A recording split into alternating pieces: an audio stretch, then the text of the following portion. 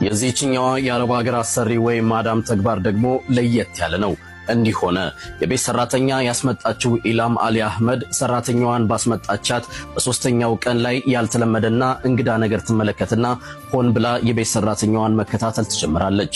ሰራተኛዋ በዚህ በሶስት ቀናት ውስጥ አጋጣሚ በመጠቀም ወደ ሽንት ቤት ጎራ ትልና ጡቷን ሞልቶ ህመም የሆነባትንና ጤና የነሳትን የጡቷን ወተት በእጇ እየነካካች ለሰዓታት ፈሶ እንዲያሳርፋት ታደርግ ነበር።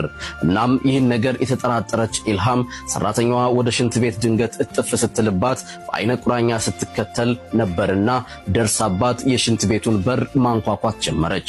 ሰራተኛዋም በሩን ከፍታ ሁለቱ ተፋጠው መተያየት ጀመሩ። ነገሩ የገረማት ኢልሃምም ሰራተኛዋን ምን ሆነሻል?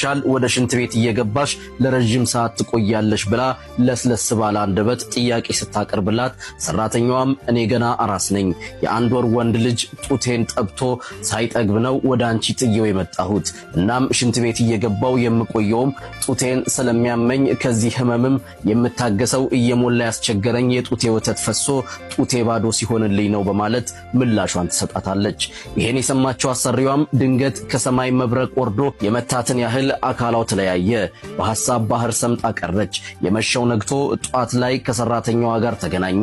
በይ ቦርሳሽን ያዢና ተከተይኝ በማለት ሰራተኛዋን ካመጣችበት ቢሮ ወሰደቻት። ለቢሮ ኃላፊውም ይህች ልጅ አራስ ልጅ ናት እና ወደ ሀገሯ በአስቸኳይ መልሳት፣ እኔ ጋር ከመጣች ዛሬ ሶስተኛ ቀኗ ነው። የመጣችው በወር በ1000 ሪያል ደሞዝ ነበር። ነገር ግን እኔ አሁን የምሰጥህ የ2 ዓመት ደሞዟንና የአየር ትኬቷን ጭምር ነው።